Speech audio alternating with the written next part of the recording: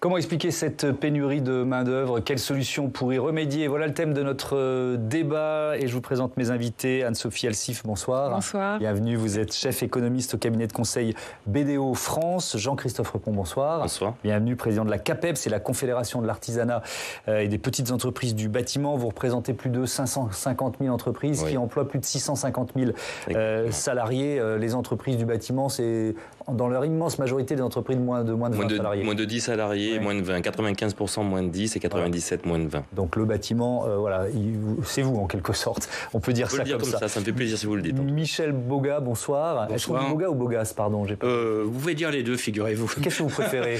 Dites Bogas, allez. Allez, ça fait Bogas. Un peu du Sud. Michel Bogas, vous êtes secrétaire confédéral de Force ouvrière, en charge de la politique de l'emploi, de la formation professionnelle, de l'assurance chômage et des retraites. En visioconférence avec nous, François Bergerot, qui est cofondateur de l'Atelier des chefs. Bonsoir, merci d'être là. Vous êtes également vice-président de Croissance Plus, et Laetitia Krupa est restée à mes côtés, l'éditorialiste des mardis et jeudis dans Sens Public. Je voudrais qu'on commence par une explication, et peut-être que l'explication, elle tient dans ces chiffres. On va faire le constat des secteurs en tension.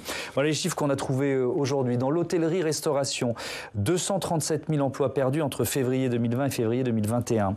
Le transport routier cherche entre 40 et 50 000 emplois vacants à fournir. Dans le BTP, vous me confirmerez, on est autour de 110 000 emplois vacants. Agriculture, entre 50 000 et 70 000.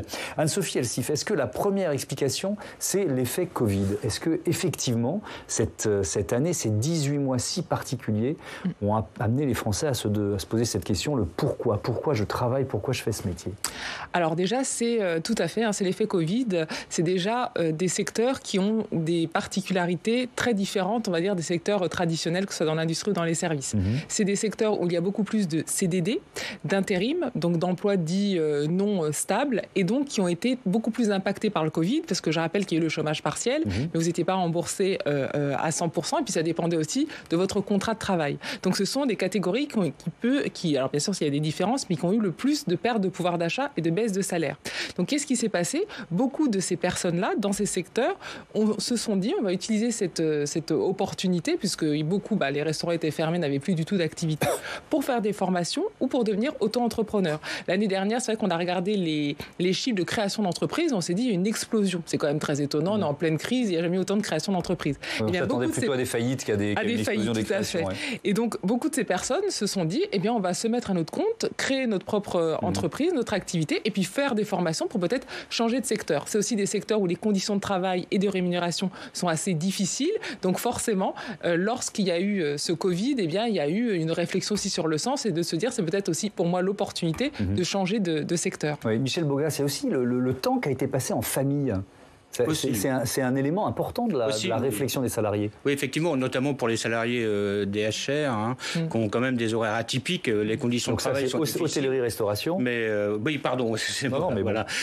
Et effectivement, quand vous travaillez tous les soirs jusqu'à tard, quand vous travaillez le samedi et le dimanche, eh bien, ces salariés-là, puisque les restaurants étaient fermés et les hôtels aussi, ont redécouvert une vie de famille, et pour beaucoup, eh bien, souhaitent pouvoir conserver cette vie de famille. Et d'ailleurs, le patronat l'a entendu, puisque on va rentrer dans des négociations où effectivement il est proposé de travailler qu'un week-end sur deux, d'avoir des congés supplémentaires. Donc voilà, le Covid a eu aussi ce bon côté que de pouvoir montrer du doigt aux employeurs qu'il y avait des difficultés dans les conditions de travail. On y reviendra évidemment, mais je voudrais entendre tout de suite François Bergerot. Dans vos restaurants, il y a eu ce phénomène, c'est-à-dire qu'il y a des salariés qui ne sont pas revenus tout simplement? Alors oui, il y a eu effectivement des salariés qui sont pas revenus. Et puis, en fait, ce qui est compliqué, c'est que on a toujours eu ce qu'on appelle le turnover, donc des gens qui quittent l'entreprise parce que ce sont des métiers qu'on fait très souvent jeunes, effectivement, pour toutes les contraintes qu'on vient de nommer. On les quitte quand on commence à avoir une vie de famille. Pas tout le monde, mais beaucoup. Et là, en fait, on s'est rendu compte que beaucoup étaient partis, certains étaient partis, et on a beaucoup de mal à les remplacer. Et donc, on se retrouve, vous savez, dans la restauration, la période octobre, novembre, décembre, c'est une très très grosse période parce que c'est la fin de l'année. Et on se retrouve en début de saison avec effectivement des vrais problèmes de personnel. Jean-Christophe Repon, pareil, le constat, c'est vrai que dans le secteur de l'hôtellerie-restauration, c'est vertigineux parce que c'est 200, je vais reprendre le chiffre, 237 000. 236 000. Et c'est sur combien d'emplois, François Bergerot? C'est quoi, 800, 850 000 emplois? C'est combien d'emplois le secteur? Oui, c'est à peu près 1 million d'emplois, en effet. Ouais, c'est ça, donc c'est vraiment c'est une saignée. C'est pour nous, dans le bâtiment. Pas exactement pareil, puisque nous, on n'a pas détruit d'emploi pendant le Covid. On a vraiment une perte d'activité de 2, 3, 1 mois maximum. Donc ça veut dire qu'on n'a pas détruit de l'emploi. Et on a quand même, alors je parlerai plus particulièrement de la TPE, de la petite entreprise artisanale du bâtiment. Oui. On n'a pas licencié, on a gardé nos salariés, on a fait l'activité partielle. Nous, ce qui nous pèse aujourd'hui, c'est un bien, c'est-à-dire qu'on a beaucoup d'activités. Et que le Covid a aussi amené le particulier à repenser sa vie, son habitat, la rénovation énergétique qui est une partie du secteur, fait que l'activité de l'entreprise artisanale, donc le particulier, refait des chantiers du travail chez lui, embellit, dimensionne, télétravail. Et donc, du coup, nous, on a récupéré quasiment l'activité d'avant-crise et même de début 2019, qui était déjà une très belle année. Et donc, du coup, il nous manque une pénurie de main-d'œuvre, un manque de main-d'œuvre qu'on avait déjà avant en 2019. Et là, vous pourriez embaucher combien de personnes? Là, on a déjà embauché en 2021 26 000 salariés dans les entreprises de jusqu'à 10 salariés. Maintenant, on a la potentiel, me semble-t-il, au moins identique dans la TPE, dans les grands groupes comme vous venez de faire dans le reportage, sûrement qu'on a aussi un potentiel, même si l'activité du neuf et de la construction neuve tarde un peu à repartir. Mais dans la rénovation pure, on a de sûr la capacité de pouvoir encore embaucher et on a besoin de main-d'œuvre compétente, qualifiée. Et d'avoir des gens qui soient motivés à être présents et à partir dans un projet de vie. Et c'est pour ça que donner du sens à sa vie dans un emploi du bâtiment et de l'artisanat en particulier me semble intéressant dans l'avenir. Ah, vous êtes en train de dire, si vous étiez dans un autre secteur, venez voir du côté du bâtiment, c'est ça? Je dis ça négligemment. Nous, on embauche, on a de la... Bon, vous avez raison. Oui, mais on a de l'avenir. On a des, me semble-t-il, avec la rénovation énergétique notamment, quelques années de travaux intéressants en plus. Moi, j'avais une question pour vous, madame. Où sont partis tous ces salariés qui ont déserté ces secteurs? Ils sont où? Est-ce qu'ils sont du côté des chômeurs ou est-ce qu'ils sont dans un autre secteur d'activité? Alors, c'est vrai, quand on regarde les chiffres, beaucoup, donc une partie sont auto-entrepreneurs et là, en général, ils sont restés dans les services. Donc, typiquement, par exemple, vous étiez serveur dans un restaurant, vous êtes auto-entrepreneur, vous allez travailler pour des plateformes en ligne. Donc, vous allez être indépendant, mais vous restez un petit peu dans le même secteur d'activité, mais voilà, vous avez une autre fonction. Il y a une partie qui est aussi restée au chômage, il y a une partie qui est en formation. Donc, c'est vrai qu'il y a eu tout un plan formation qui avait été mis en place par le gouvernement qui a fonctionné. Donc là, ce sont des gens qui sont partis pour plusieurs mois et qui changent complètement de secteur.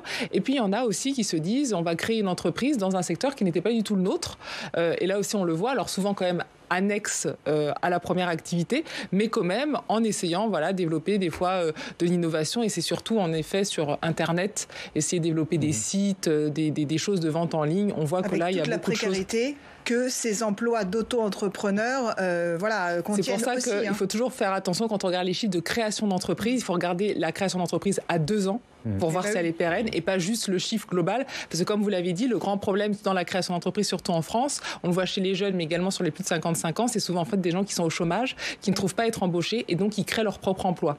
Donc c'est une création d'entreprise, mais ça montre aussi qu'on a des carences au niveau justement de notre système de formation et de recrutement. Ouais, alors l'une des infos du jour, évidemment, c'est le taux de chômage, le chiffre du chômage qui a été révélé par l'INSEE, 7,6% de la population active, niveau le plus bas depuis 2008. Et moi, j'ai envie de le mettre en miroir avec les offres reçues chez Pôle emploi, 926 000 offres d'emploi reçues entre juin et août 2021. Donc c'était pendant cet été, évidemment. Je ne sais pas pourquoi, j'ai dû voir apparaître un 9 sur ma feuille. Alors moi, il y a quand même quelque chose qui me dépasse, c'est comment on peut avoir autant d'offres d'emploi proposées chez Pôle emploi et encore, alors selon les chiffres du Bureau international du travail, 2 400 000 chômeurs. Évidemment, c'est plus si on agrège, si on dit le halo du chômage. Comment c'est possible? Ça dépasse mon entendement, pardon. Alors, il y a des explications, parce que sinon, ce serait plus simple, il n'y aurait plus tout de chômage. Oui, on aurait trouvé la solution. Voilà, exactement. Déjà, le plein emploi, c'est 4-5%. Donc, c'est vrai que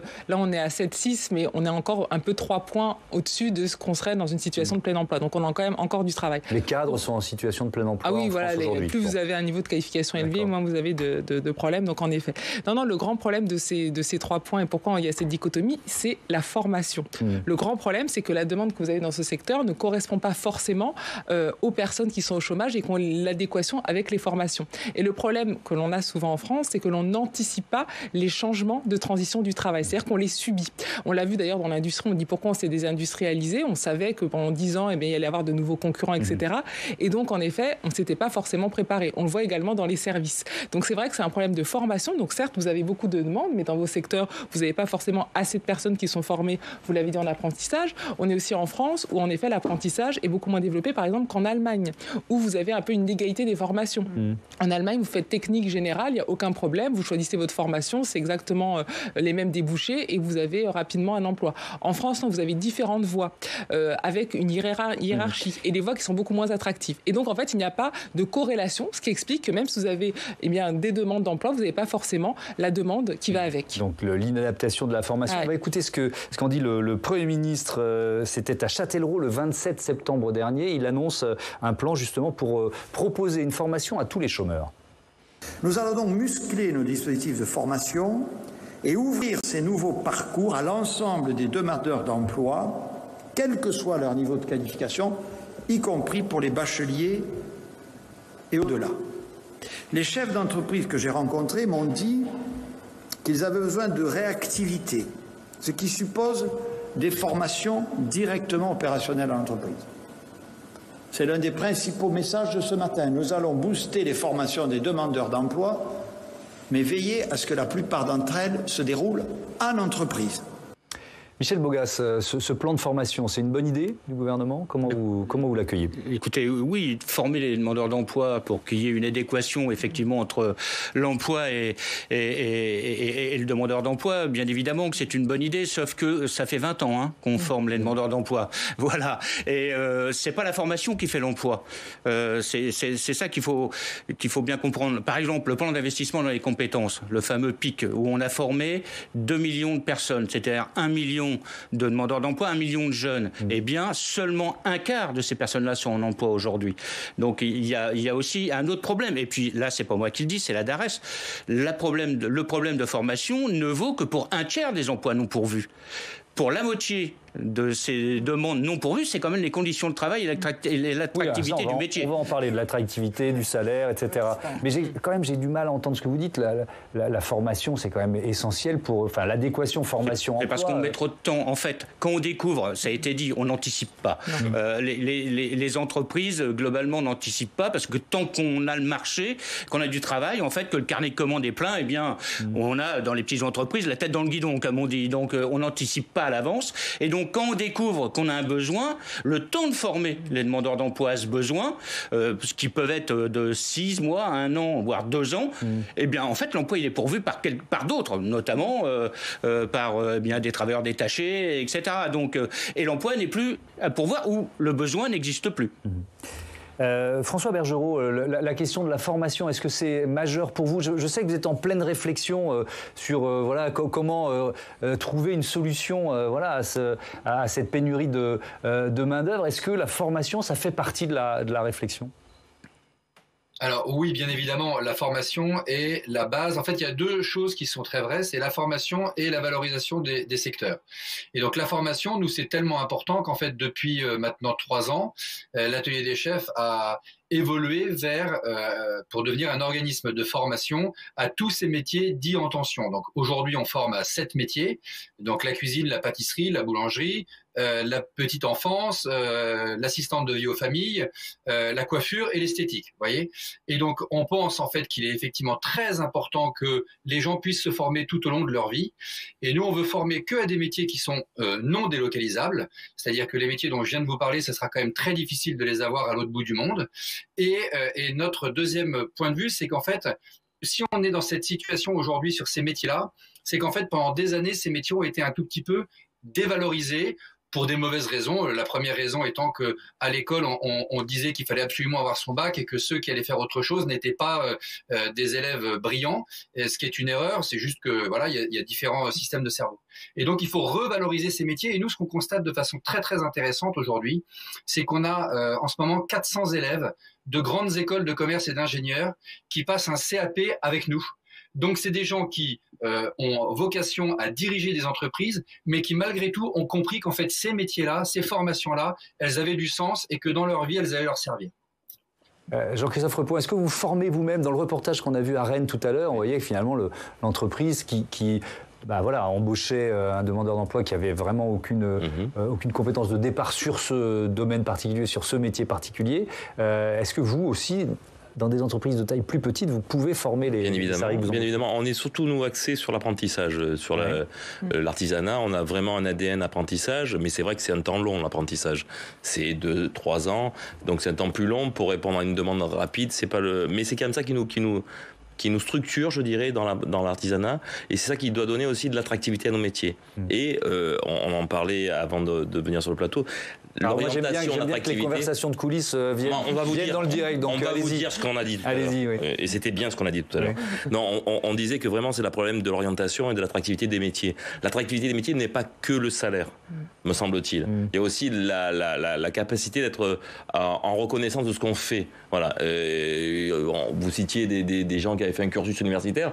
Moi-même, avant de reprendre l'entreprise de mon père, j'ai fait un cheminement parce que j'étais pas très fier de devenir artisan électricien. Ouais. Donc il y a un moment où il faut qu'on assume aussi le modèle économique et la reconnaissance qu'on a dans la société. Vous avez été aussi champion de rugby, faut s'en souvenir. Oui, c'est le rugby, c'était autre chose. Oui. Mais le fait est que on n'est pas fier de nos métiers quand on fait un métier qui est dit technique, qui est dit manuel, et l'orientation est un élément essentiel. C'est-à-dire quand on nous pousse à aller dans un enseignement général au maximum avec des débouchés, et là on n'a pas les flux de débouchés, ce que je demandais, c'est savoir comment dans l'enseignement général on a derrière de l'attractivité dans les métiers, combien on a de bascules dans l'emploi. On ne sait jamais. Enfin, on ne demande jamais à l'éducation nationale combien vous avez formé d'emplois.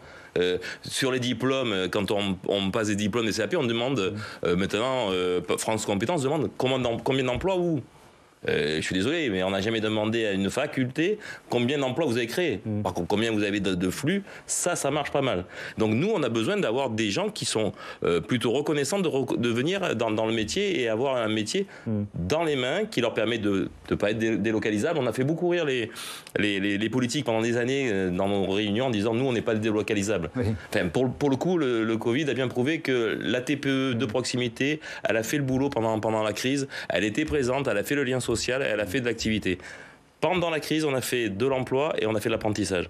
C'est quand même un truc qui est fabuleux. Quoi. Donc je pense que l'après-crise devrait continuer à valoriser la structure, alors pour moi, bâtiment, mais TPE surtout, la petite structure qui donne du sens à un projet de vie. L'apprentissage, par rapport aux chiffres que vous donniez tout à l'heure, c'est quand même, la tendance est à l'amélioration, Michel Bogas. Il y a eu une volonté là aussi gouvernementale, on peut peut-être le reconnaître. Oui, sur l'apprentissage, il y a eu une volonté gouvernementale. Nous, on avait soutenu aussi cette démarche parce qu'effectivement, ça manquait.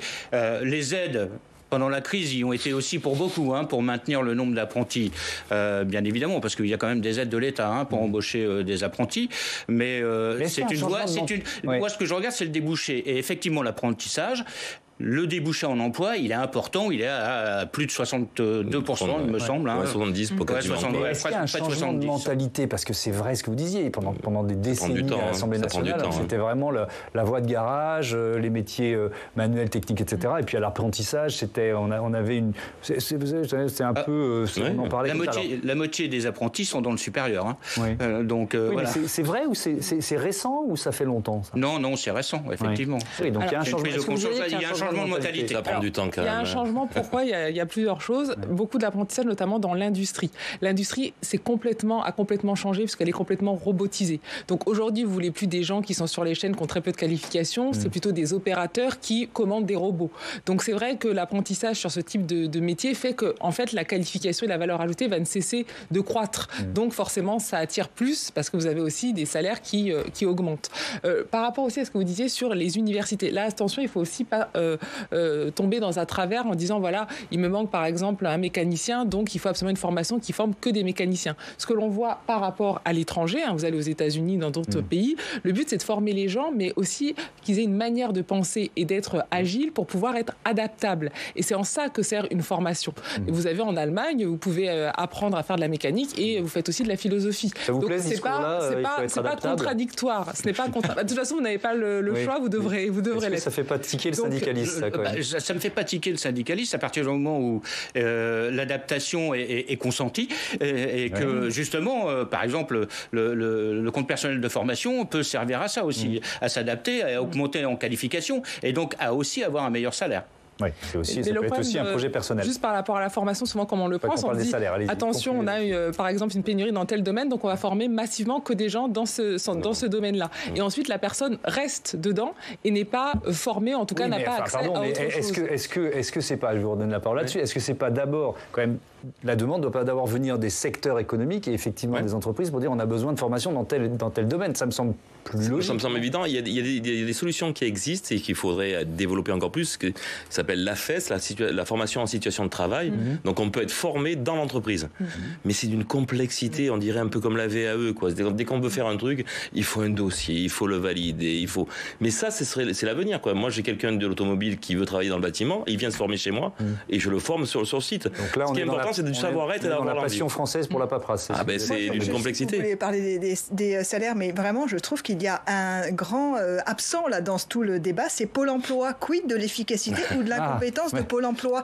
Parce que Pôle emploi, c'est bien le maillon intermédiaire entre vous, monsieur, et votre futur salarié. Que fait Pôle emploi? Nous avons signé une convention. Alors juste, je finis. Quand on écoute le patron de la Confédération des petites et moyennes entreprises, il demandait dans le Figaro, il y a à peu près un mois, à Pôle emploi de devenir le directeur des ressources humaines pour les TPE, justement. Parce que Pôle emploi est absent. Alors, certainement, il n'y a pas assez d'agents, mais quand on regarde franchement comment fonctionne Pôle emploi sur le terrain, c'est parfois aberrant. Et nous essayons justement de trouver des solutions, parce qu'on annonce beaucoup de chiffres de demandeurs d'emploi, etc. Dans le bâtiment, on dit qu'il y en a 230 000 de demandeurs d'emploi, et nous, on est incapable d'en trouver un sur le terrain. Donc on a demandé, dans une convention Pôle emploi, de comment on pouvait voir ces listes, les affiner, regarder si elles sont vraiment faites pour l'emploi et comment on peut faire le point territoire par territoire avec nos CAPEB départementales pour trouver le bon demandeur d'emploi qui est en capacité d'être formé sur site, etc.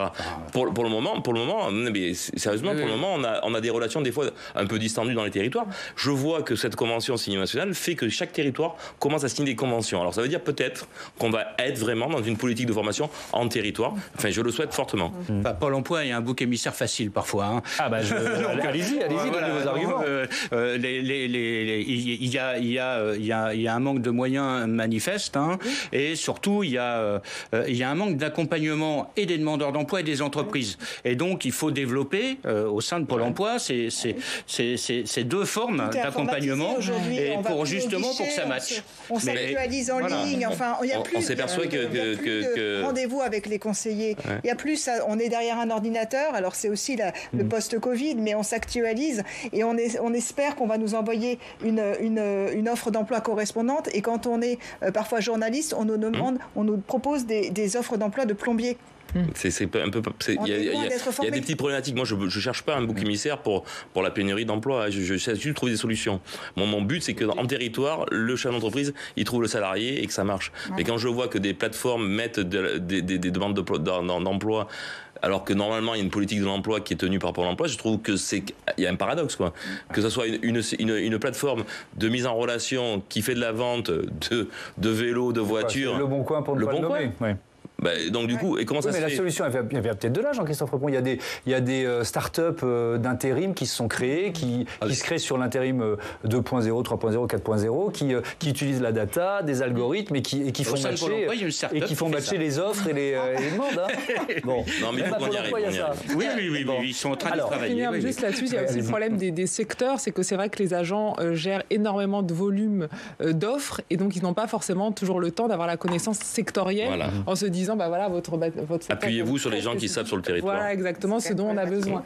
Et donc c'est compliqué. On parle des salaires parce qu'évidemment c'est l'une des questions importantes pour trouver une solution à cette pénurie de main-d'œuvre. Et je vous propose d'entendre le secrétaire général de la CGT. C'était le 28 septembre dernier sur Boursorama. Il s'exprime aussi sur Boursorama. Philippe Martinez, la hausse des salaires.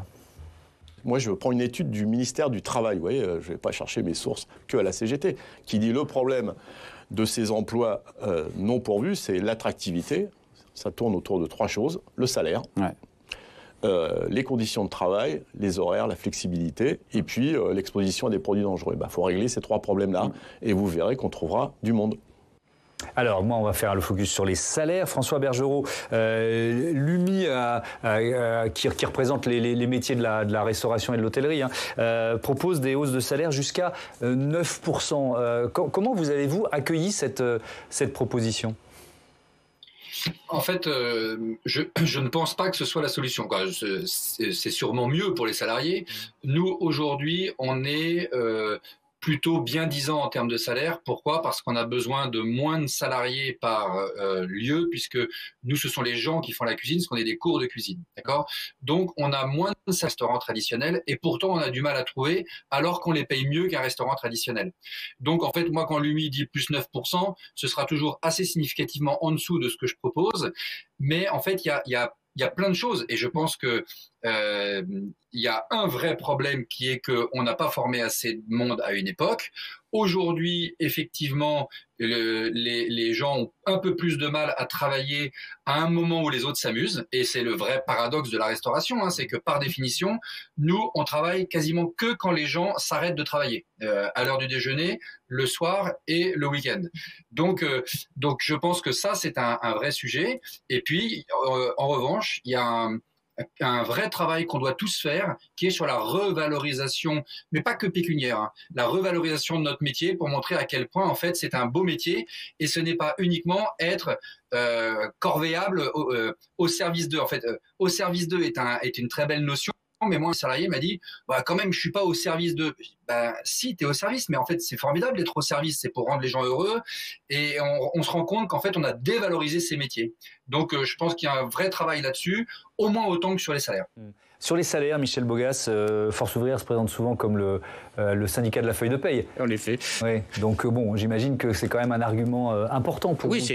Restons peut-être sur les métiers de la restauration et de l'hôtellerie pour répondre à ce que disait à l'instant François Bergerot. Écoutez, oui. Alors moi, je suis d'accord avec lui. Il n'y a pas que les salaires. Les salaires, c'est une part importante, bien évidemment. D'autant plus quand on a des horaires atypiques. Et il faut qu'on soit bien rémunéré.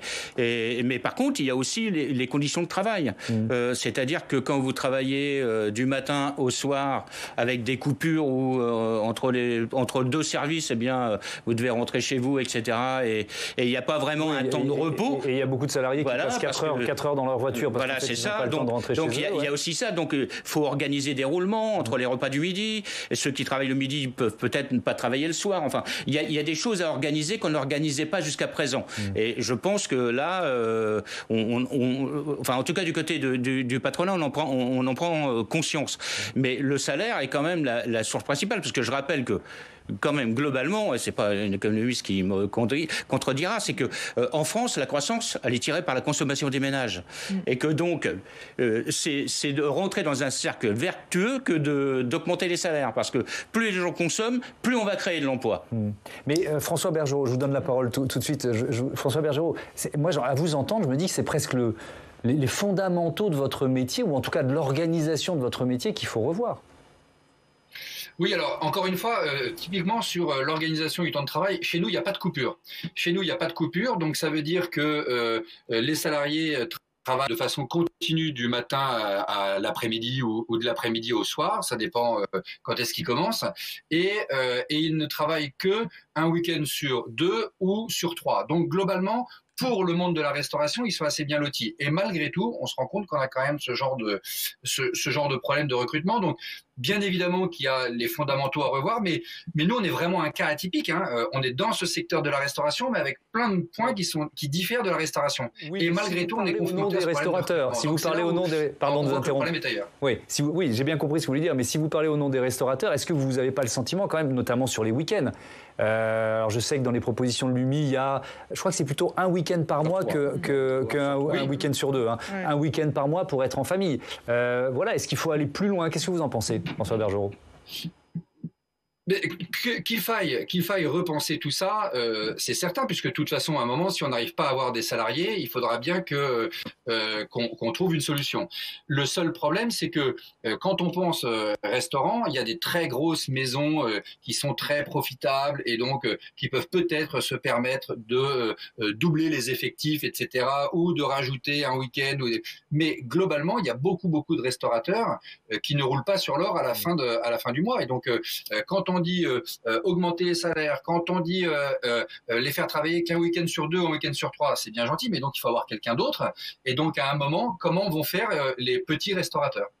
Effectivement, on est dans le principe de réalité. Anne-Sophie Alsif, puis on parle salaire, mais ça va au-delà. Il peut aussi y avoir une logique d'intéressement des salariés, par exemple. Ça, c'est un levier qu'on pourrait activer. Et puis, on peut regarder ce qui se passe justement outre-Manche, où il y a de l'inflation. Et pourquoi il y a de l'inflation ? Parce qu'il y a une hausse générale des salaires, ce qu'on n'a pas en effet en France, à part dans certains secteurs. C'est vrai que là, on pose ces questions, est-ce qu'il faut augmenter les salaires ? Mais en fait, on est juste revenu dans ce qui est l'économie d'offres et demandes. Et quand vous n'avez pas, en effet, assez d'offres par rapport à la demande, eh ben, vous avez un mécanisme d'ajustement au niveau des prix. C'est assez basique. Bien sûr. Donc souvent on l'oublie, mais on est vraiment dans cet aspect-là. Et aux États-Unis, en effet, dans les secteurs notamment de la restauration, où il y a aussi des énormes pénuries, vous pouvez aller jusqu'à 10% d'augmentation de salaire, alors qu'on n'est pas dans un pays qui est quand même très, très social. Oui, et sur l'intéressement, sur alors justement, il y a le partage de la richesse. En fait, c'est un autre moyen de partager la richesse. Tout le monde n'a pas il n'y a pas que des grandes chaînes. Il y a vraiment l'idée de faire participer le salarié en ayant de l'intéressement, en ayant des parts dans l'entreprise, en étant intéressé aux bénéfices. Vous avez énormément de choses. Alors c'est vrai que outre-Atlantique, c'est des économies qui sont beaucoup plus capitalistiques. On peut aussi avoir des actions, toutes sortes de produits. Mais en tout cas, ça se développe. Et une dernière chose qu'il faut se dire, c'est que ces emplois, c'est des emplois qui peuvent directement être en concurrence à devenir indépendants. C'est des secteurs où vous pouvez beaucoup plus vous demander, c'est quoi mon avantage de travailler pour quelqu'un ? C'est quoi mon avantage d'être auto-entrepreneur et donc de choisir et justement de modérer ses conditions. Donc ça va de plus en plus se poser pour ces secteurs-là, en fait, pour les patrons. Jean-Christophe Repon, augmenter les salaires ou mieux répartir la richesse, est-ce que ça vous semble, à la dimension des entreprises que vous représentez, possible ?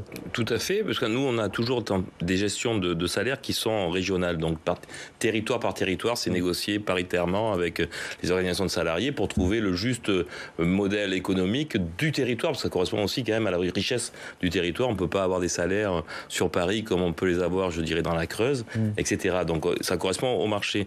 Moi, je dis qu'il faut plutôt arriver à trouver, et dans la TPE, on n'a pas le patron qui gagne 10 fois le salaire de son salarié, si je peux me permettre, au niveau des partages de richesses dans la TPE. Notre but étant de bien vivre en tant qu'entrepreneur, puisque nous sommes des entrepreneurs, mais le but, quand vous regardez une TPE de plomberie, le patron qui a 4 salariés ne gagne pas 10 fois le salaire de son salarié. Donc du coup, nous, on est pour bien sûr répartir les richesses, et nous, c'est vraiment un projet de vie qu'on voudrait offrir dans la TPE du bâtiment, c'est-à-dire une entreprise à taille humaine, de proximité, en ruralité, qui correspond vraiment à ce que les Français ont vécu dans la période Covid, dans la partie je me réinvente, je me redimensionne et je vois comment je vis mieux ma qualité de vie.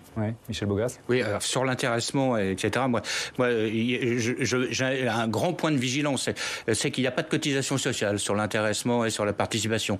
Et attention, on a quand même un système social qui est performant, malgré ce qu'on veut dire, et que ces cotisations viennent abonder les caisses de sécurité sociale, et c'est-à-dire qu'aux États-Unis, par exemple, ça n'existe pas. Voilà, donc il faut qu'on soit prudent.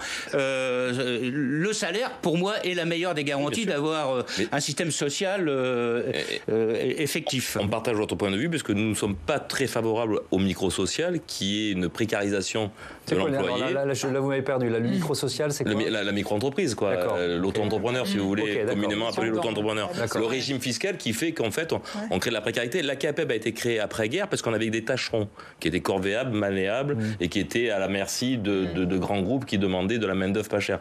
Le micro-social ressemble très, très fortement à ça et détruit le régime social, détruit l'apprentissage, enfin ne participe pas en tout cas, ne détruit pas, mais ne participe pas majoritairement. Donc la création d'entreprise c'est bien, mais la création d'entreprise à moyen terme avec de la richesse, c'est pour ça qu'on demandait nous que ce micro-social, que cet auto-entrepreneur soit limité dans le temps en activité principale. Tiens, il nous reste un peu plus d'une minute, il y a une question que je voulais vous poser, j'ai oublié de la poser, pour illustrer le décalage entre les offres non pourvues, etc. Est-ce que le travail au noir est une partie de l'explication, ou est-ce que je suis à côté de la plaque ? Alors, comme son nom l'indique, c'est difficile de le quantifier, vu que...